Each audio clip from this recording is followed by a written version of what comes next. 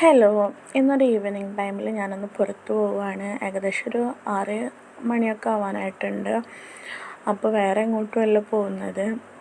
അമ്നുവിന് ജലദോഷവും ചുമയൊക്കെയാണ്. അപ്പോൾ അതൊന്ന് ഡോക്ടറെ കാണിക്കാൻ വേണ്ടിയിട്ടാണ് പോകുന്നത്.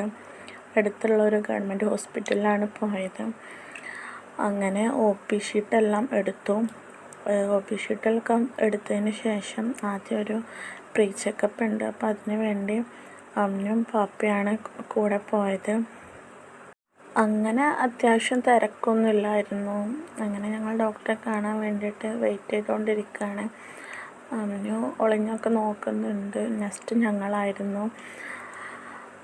അങ്ങനെ ഡോക്ടർ പരിശോധിക്കുന്ന കാര്യമൊക്കെ ഉണ്ട്. പിന്നെ ആൾക്ക് ആവശ്യമായിട്ടുള്ള മരുന്നൊക്കെ എഴുതി.